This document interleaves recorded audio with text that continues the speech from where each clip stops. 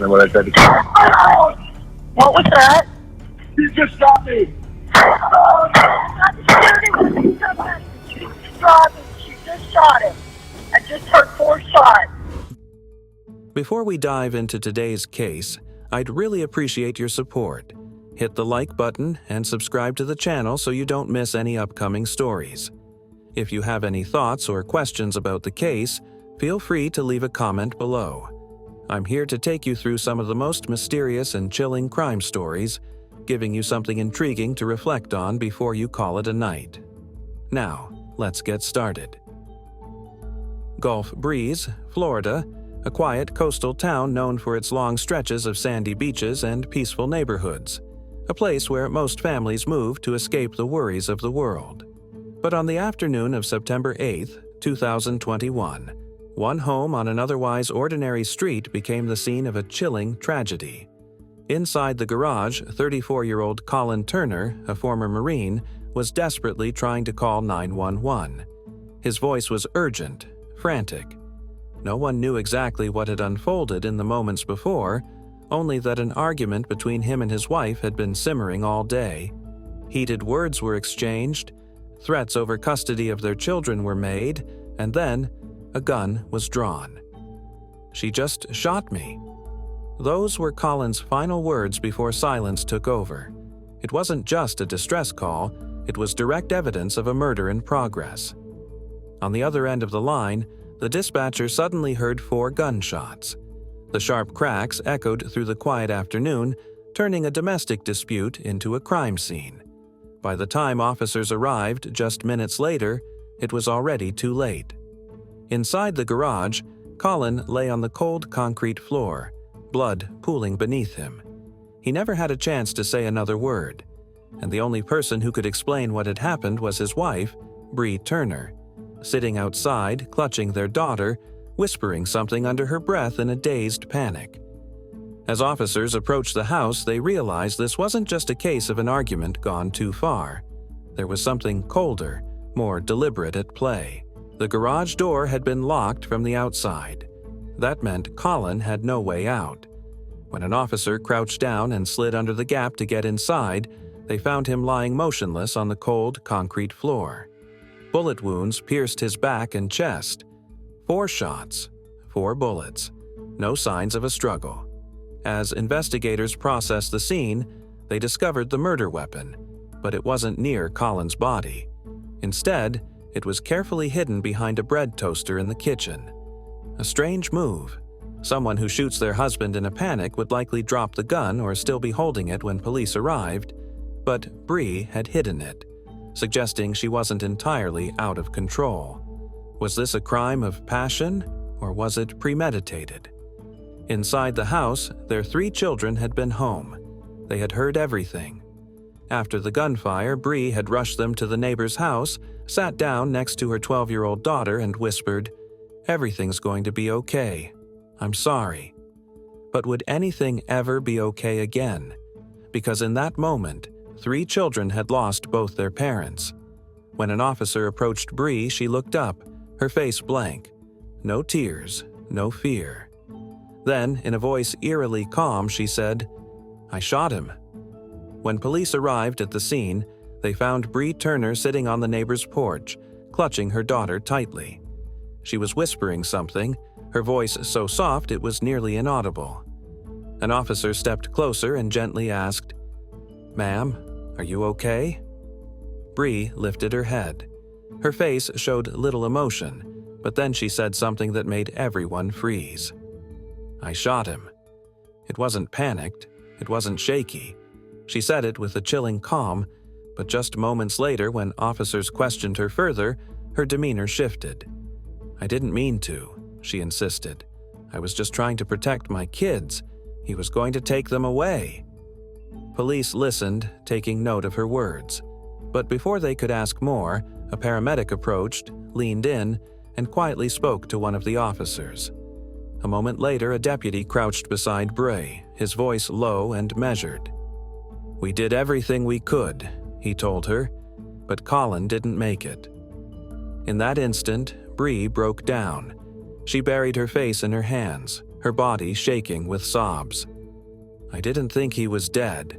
I didn't want him to die. I just didn't want him to take my kids. But then, just minutes later, her emotions shifted again. Bri stopped crying. Her face went blank, as if she had just stepped out of a dream. When officers resumed their questioning, she repeated her earlier words, but this time there was no emotion in her voice. I shot him, but I didn't mean to. Maybe he's not dead. He can't be dead. Her eyes drifted toward the garage where police were taping off the crime scene. She didn't look away. It was as if she was waiting for Colin to come walking out. A deputy gently placed a hand on her shoulder, speaking slowly. "Do you understand what just happened?" Bri blinked a few times, staring at him, then mumbled, "I'm a murderer, aren't I? I just killed my husband. I deserve to be arrested." And when officers read her Miranda rights and placed her in handcuffs, Bri didn't resist. She lowered her head. No tears, no screaming, just quiet acceptance as she walked toward the patrol car. But her eyes never left the garage. From the outside, Colin and Bri Turner seemed like the perfect couple. Both had served in the military, both had stable careers, and together they had 2 beautiful children. They lived in a quiet neighborhood, the kind where kids played freely under the shade of tree-lined streets. But behind the walls of their home, their marriage was falling apart. Colin Turner had spent 14 years as a U.S. Marine before being medically discharged. During a deployment, he suffered a traumatic brain injury that ended his military career. With a government disability pension, he chose to stay home and take care of their children. But that didn't mean he stopped pushing forward. He enrolled in an online electrical engineering program and had been accepted into a master's program at Johns Hopkins University, one of the most prestigious schools in the country. Had tragedy not struck, he would have started his new career path in January 2022. Bri Turner, on the other hand, was still serving in the U.S. Navy. She was a petty officer stationed at Naval Air Station Pensacola, a significant role in the military. This dynamic flipped traditional family roles. Colin was the stay-at-home parent, while Bri was the one bringing in the paycheck. On September 8, 2021, Colin was ready to leave. He packed his belongings, called his family, and reached out to a lawyer. But Bri wouldn't let him go. "You're not taking my kids. They're our kids. Number, they're mine." An ordinary day turned into the last day. A marital fight became a murder scene, and in a matter of moments, 2 children became orphans. That day, the police received 3 911 calls from the Turner home. With each visit, the situation seemed to escalate, until it was too late. First call, 12:53 p.m., Bri reports domestic violence. That afternoon, Bri was the first to call 911. Her voice was tense, shaky. She told the dispatcher that Colin had become violent. "He pushed me to the floor. He grabbed me and shoved me against the wall." The dispatcher asked, "Does he have any weapons?" "He has a gun, but it's in his truck. I'm scared he's going to get it." Officers arrived quickly, but when they got there were no signs of an assault. No bruises, no scratches, no overturned furniture. When asked, Colin shook his head. "I never laid a hand on her." Colin told police that Bri had been struggling with mental health issues, that she had attempted suicide in the past and had increasingly erratic behavior. He said he wanted to take the kids to Georgia, where they could be in a more stable environment. Police had no physical evidence to support Bri's claim of domestic violence. All they had were 2 conflicting statements. And under Florida law, without visible injuries or clear proof of an attack, they couldn't force either of them to leave the home. Bri was furious that the police did nothing, but they couldn't remove Colin from his own house. They advised Bri to seek a protective order if she truly felt in danger. And then they left. Police had no physical evidence to confirm Bri had been abused. All they had were 2 conflicting accounts.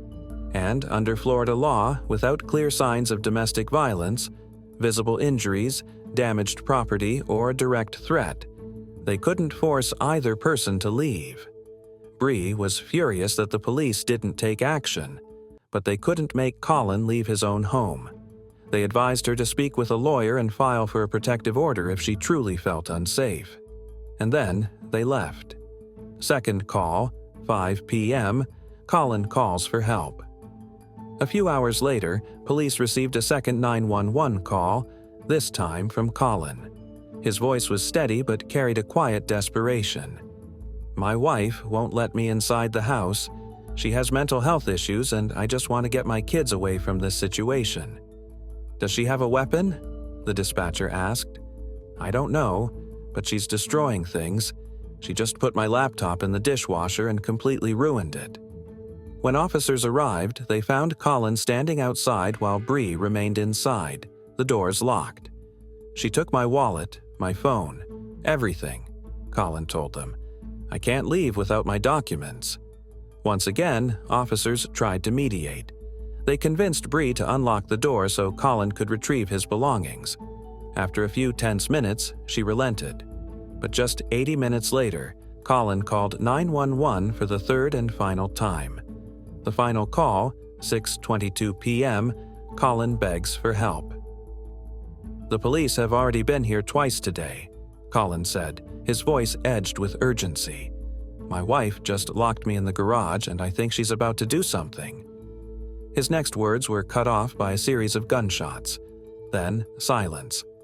The dispatcher tried calling back. No answer.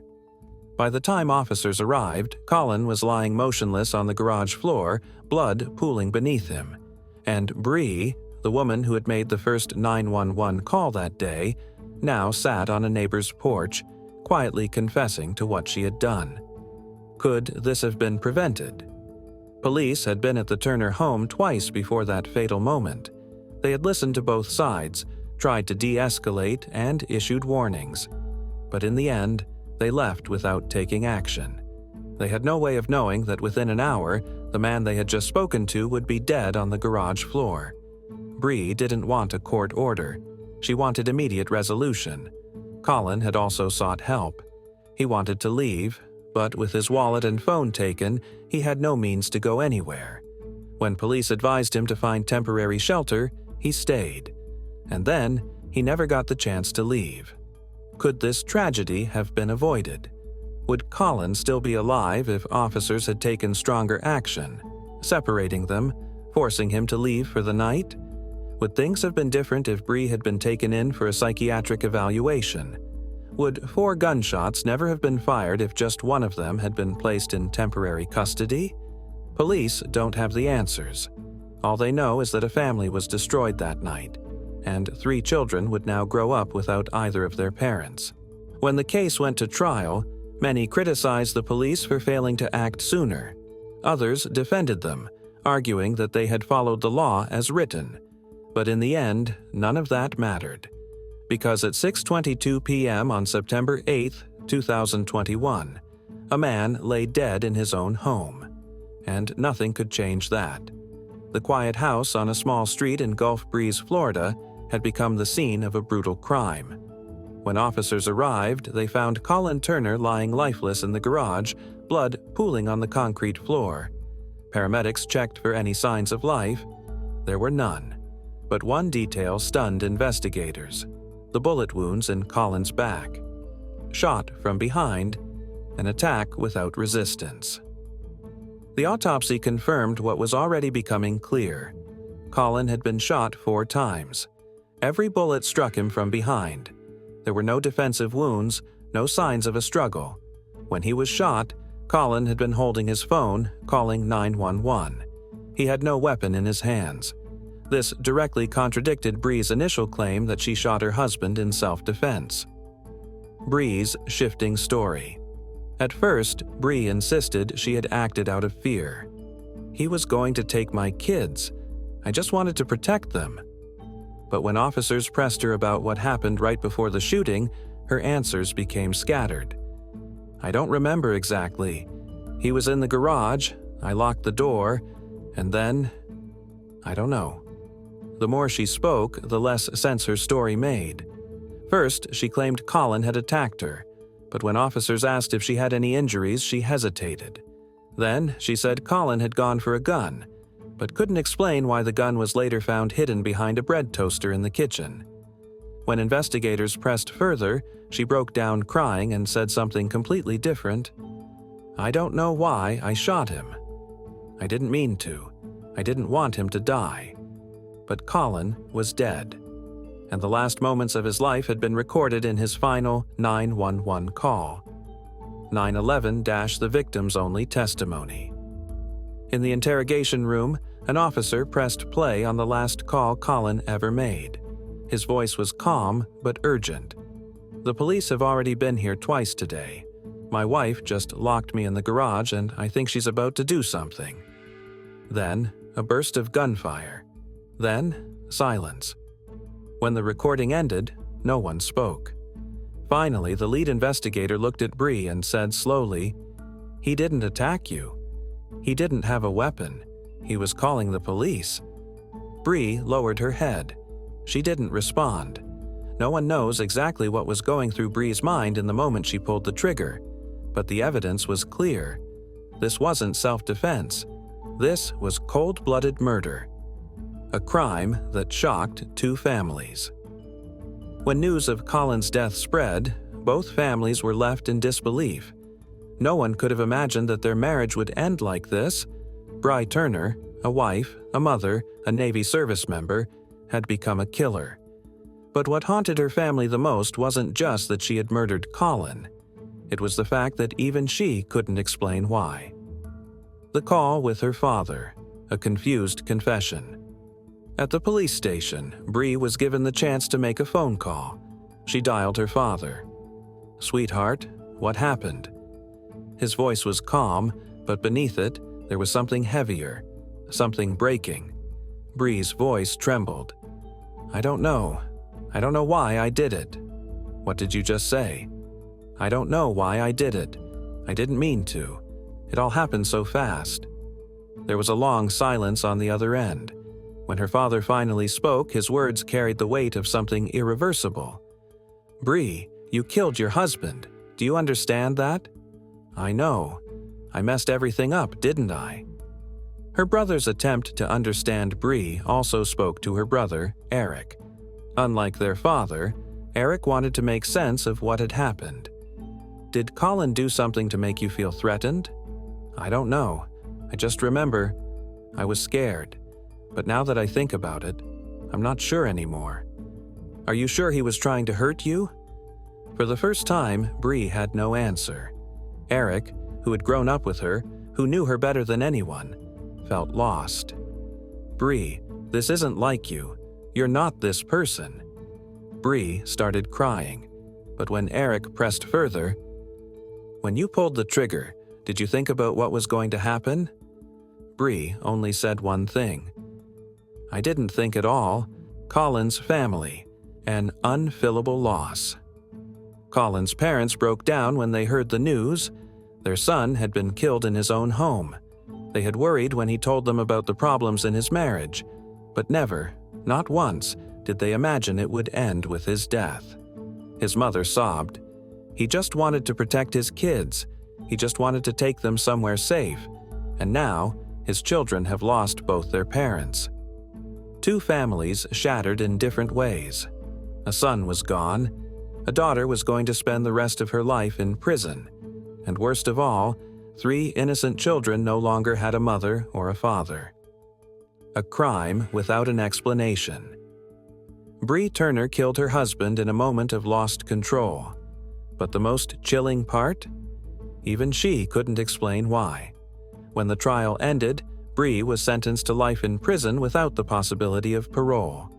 But no matter how many years she serves, the harshest sentence she will face is the unanswered question: what really happened in the moment she pulled the trigger? And Colin, the man who had tried to leave to avoid conflict, the man who called 911 3 times that day, hoping for protection, was ultimately killed while making one final plea for help. Tragedy rarely strikes without warning. Tragedy doesn't always arrive unexpectedly. Sometimes it's the result of warning signs ignored, red flags overlooked and long-standing issues left unaddressed. The case of Colin and Bri Turner was no exception. If someone had looked closer, if someone had acted sooner, maybe this story wouldn't have ended with 4 gunshots in a garage on September 8, 2021. He confided in friends and family, telling them that Bri was becoming increasingly unpredictable and difficult to manage. Her struggles with mental illness weren't a secret. She had a history of psychological issues. She had previously attempted suicide, leading to an involuntary psychiatric evaluation under Florida's Baker Act. She was prescribed medication for depression and anxiety and was required to attend therapy. But by the time of the murder, Bri had stopped following her treatment plan. According to Navy records, she had missed multiple therapy sessions. She showed signs of emotional instability. Officers at Naval Air Station Pensacola noted that she had started skipping work, displaying stress and suffering from insomnia. Even Colin could see the change. "She's not the person I used to know anymore," he told a friend. "I can't predict what she'll do next." Yet, despite these warning signs, no one intervened. Not her superiors, not her family, not the authorities. The last texts. Warnings ignored. On September 7, 2021, just one day before he was murdered, Colin sent a message to Bri's ex-husband, someone he rarely spoke to. "Bri is spiraling fast. She's not thinking clearly anymore. I have a bad feeling things will get worse before they get better." Bri's ex-husband agreed, saying he had witnessed the same behavior in the past. Then, just 13 minutes before Colin was shot, he sent one final text. "I don't know where this is going, but I have a bad feeling." His intuition was right. 3. Colin sought help, but no one took action. Colin did try to get help. He called 911 3 times on the day of the shooting. He reported Bri's instability to her commanding officers in the Navy. He contacted a lawyer about custody of their children. But no one stepped in immediately. Police couldn't intervene without a court order. Bri's superiors couldn't discharge her on the spot. Colin's lawyer told him the custody battle could take months or even years. The only advice Colin received was to keep his distance, a near impossible task when they were still living under the same roof. And when he couldn't leave, tragedy struck. Life without parole. When the case went to trial, Bri Turner never denied what she did. At first, her defense team considered pleading insanity, but just before trial, Bri made a decision. "I know I can't justify what I've done. I don't want my kids growing up hearing about a court case that drags on forever." She pleaded guilty. With a first-degree murder conviction, Bri was sentenced to life in prison without the possibility of parole, the minimum sentence for premeditated murder in Florida. A woman who had once served her country, a man who had tried to escape, and 3 children, left with nothing. The children left behind. When the case closed, what haunted people most wasn't just the fate of Bri or Colin, it was the 3 children left behind. Colin and Bri's 2 youngest children, just 3 and 4 years old, were placed in the custody of Colin's parents. Bri's 12-year-old daughter from a previous marriage was sent to live with her biological father. These children had witnessed parts of that terrible night, but they were too young to truly understand that their father was never coming back. As they grow older, will they remember his face? Or will they only know him through old photographs and the stories told by those who loved him? Could this have been prevented? After the murder, domestic violence experts began asking the difficult questions. The police went to their house twice before Colin was killed. Could this have been stopped? Under Florida law, officers cannot remove someone from their home unless there is clear physical evidence of abuse, such as bruises or injuries. A court-issued protective order is in place. In this case, neither of those conditions were met. Would Colin still be alive if the system had acted sooner? No one can answer that. The warning signs were there. Looking back, the most terrifying part of this case isn't just Colin's death, it's how many opportunities there were to prevent it. The red flags were everywhere. A mentally unstable woman with a history of suicidal behavior, a marriage unraveling with signs of escalating tension and control, a husband who called the police multiple times, desperate for protection. By September 8, 2021, all the warning signs had been laid out, but no one had put them together in time. And when that moment passed, 4 gunshots sealed his fate. Thanks for watching until the end. Let me know your thoughts in the comments. I always appreciate hearing from you. Take care, and I'll see you in the next one.